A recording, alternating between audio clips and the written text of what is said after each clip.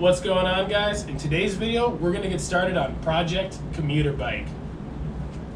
This is my 2015 Raleigh Rush Hour, aka the Blue Bull. Now, it's pretty dirty right now, dust covered. It also has a broken seat collar.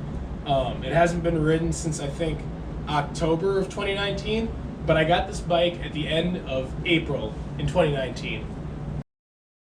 Alright, so today's video is going to be more of a background detail video on the build that I'm going to be doing with this bike. For the actual build video, I don't really want to do any talking. I want it to be more of a cinematic type of build video. So for this, I'm kind of going to go into the detail on what parts I'm throwing on the bike, why I chose them. You're going to see me take apart the bike and clean it, probably just prep it essentially for the build. But I'm not going to actually build the bike in this video. It's just going to be details on what's going on with the bike. Nitty gritty bike nerd stuff. That's what this video is going to be. Alright, so pretty much all the parts for the build are in this box. Alright, now this bike has had the nickname that I gave it, Blue Bull, for the last year. We have a pair of drop bars. Now honestly, I was a little skeptical about these guys. They are a brand that I've seen a bunch on Amazon. I don't really know a whole lot about them. Their name is UPan Bike. The bars had pretty good reviews, and honestly, they're pretty lightweight. They're aluminum. They are flat on the tops, which is something I've always kind of wanted. So yeah, I'm excited to test these out and see if they live up to the hype, because if they do, then for like 20, I think it was 28, maybe it was $24, this is a sick deal. So we'll see. All right, up next we have a USA made 44 tooth narrow wide aluminum chainring for single speed. It's got the divots in it to save some weight. I think it's compatible with 2 different bolting patterns. Obviously one of them is mine, hopefully at least. All right, quick second to talk about gear ratios. The bike currently has, I believe, a 48 up front and a 16 in the back. I am not changing the back, so it's going to remain a 16 in the back, but I'm switching to the 44 tooth up front. Insert conversion chart with the math difference. Boom. All right, up next to adorn this bike is one of the few free parts. This is the stem from my gravel bike from 2 years ago, from when I got hit by a car. It's like one of the few pieces I have left, and one of the only pieces that I have left with that bike that actually isn't going to go on any of the bikes I currently own. So yep.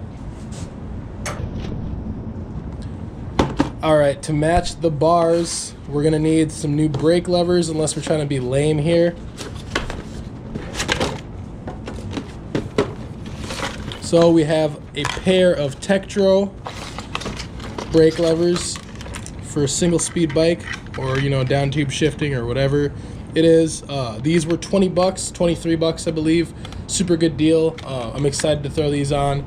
I'm excited to go drop bar. Even if it won't be a bull anymore, I think drop bar is gonna be great for commuting, to have that added hand position on my 8-mile commute each way. I think it'll be nice to have the aero position to duck out of the wind on super windy days, which I've been having a lot of recently. So yeah, really happy about that. KMC silver chain for semi-maximum bling, not quite gold, but I think it's gonna suit the build a lot better than any other color would.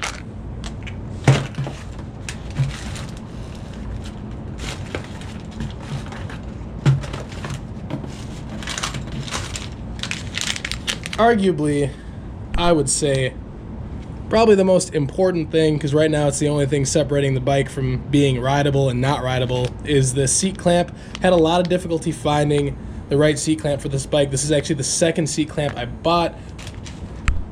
All right, now last but surely not least, we have Alien Pros bar tape.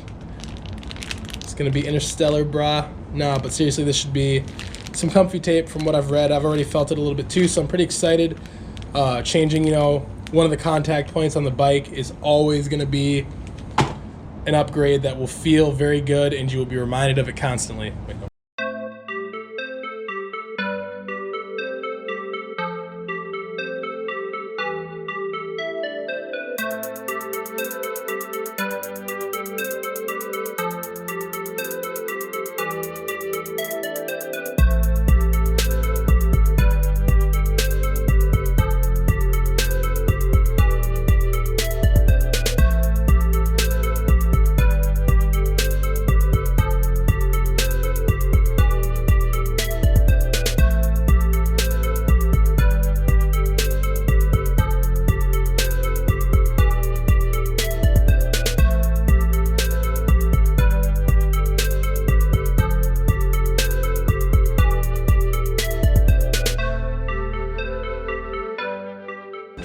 Alright, so it kind of seems like I'm looking out on these wheels a little bit.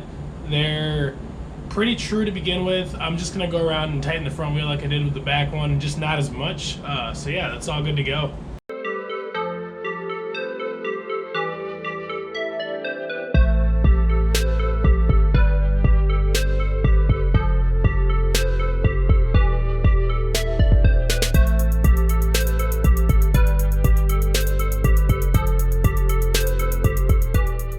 Alright, now you may have noticed an undeniable similarity between the color scheme of this bike and the color scheme of this channel.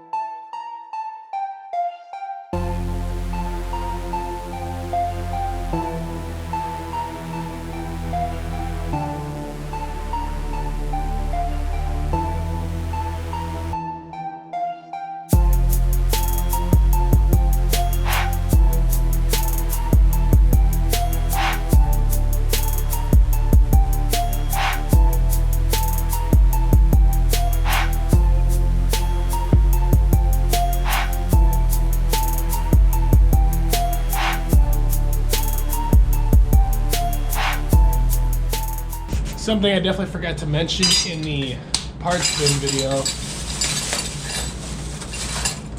we're getting a new bottom bracket too. And this is fucking trash.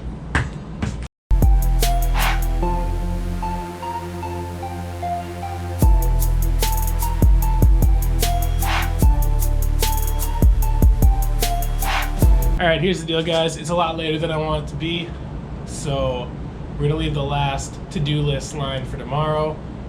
Bike's fully disassembled, obviously, so we just gotta clean it. And yeah, we'll resume that tomorrow morning.